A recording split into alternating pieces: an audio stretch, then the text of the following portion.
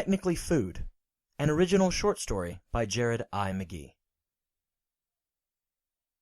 One of the most important things to keep in mind when giving food to a food pantry, local homeless shelter, or any other manifestation of humanity's attempts to fight against its awful nature in the form of philanthropic pursuits, is that giving 3 cans of beets or garbanzo beans, sauerkraut, or other non-staple, untransformable foodstuffs isn't really all that helpful.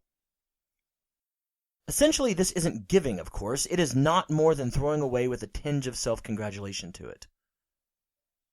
When I was roughly 10 years old, living in a state capital of a proud southern state in the United States of America, I loved bananas. I loved peanut butter. I loved, well, food, to be honest. The neighborhood in which we lived was riddled with crime and violence, so food became a visceral means of solace to an outdoorsy, athletic wanderer of a kid who was being disallowed from wandering. The rub there, of course, is that a roughly 10-year-old kid living in a state capital of a proud southern state in the United States of America was coming up quite poor. So eating those feelings away was actually far from an easy affair due to lack of excess food. The worst weeks, of course, were when those good-intentioned people from the churches and women's community clubs would come down into the inner cities and poorer communities to shine light down upon us all, and to give us food. Sometimes, just thankfully due to the law of averages, we'd get something pretty spectacular that we could use or that was pretty healthy or that was a treat.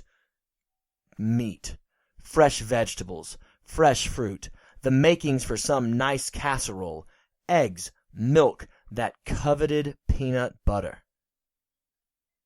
However, that law of averages didn't quite ensure real frequency in what it was we were fortunate enough to get.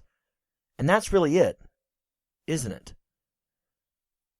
When someone gives you a 12-pound bulk-sized can of, quote, sweetened cherry product, unquote, think of that ooey gooey cherry filling for cherry pies that isn't really truly cherries? Yeah, that's it. Well, you can't tell them that you don't need it, right? You and your family need food. This is technically food. How can someone that is hungry, whose children are hungry, say no to that 12-pound, bulk-sized can of sweetened cherry product? It will fill their bellies when they're desperate on a Monday morning, anxiously awaiting until Tuesday evening when the food assistance people come around again. But still. To this day, 20 years after learning how to make sweetened cherry product tasty in a number of ways, I can't stand that cherry that isn't cherry filling. It makes the bile rise into my gullet.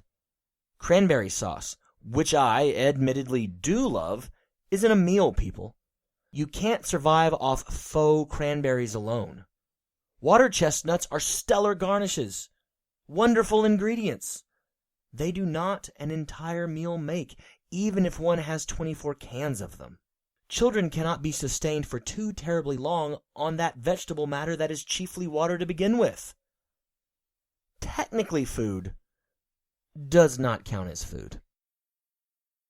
Dressing your tossing errant cans into a box instead of the trash does not count as helping your fellow man. Don't fool yourself.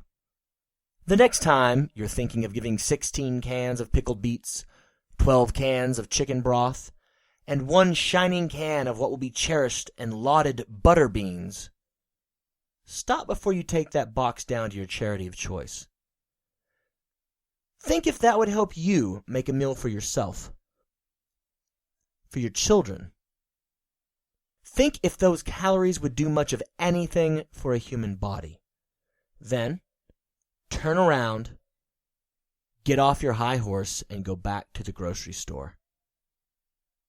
If you're wanting that philanthropic high, you've got some shopping to do.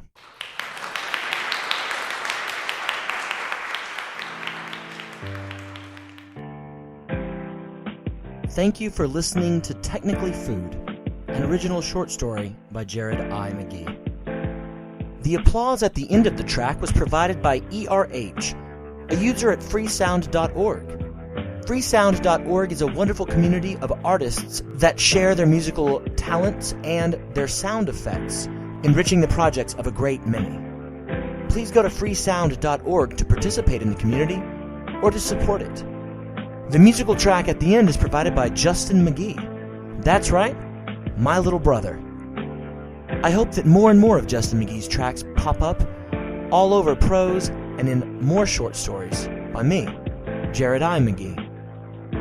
As always, thank you so very much for listening, and please do keep your eyes peeled for the next short story by Jared I. McGee.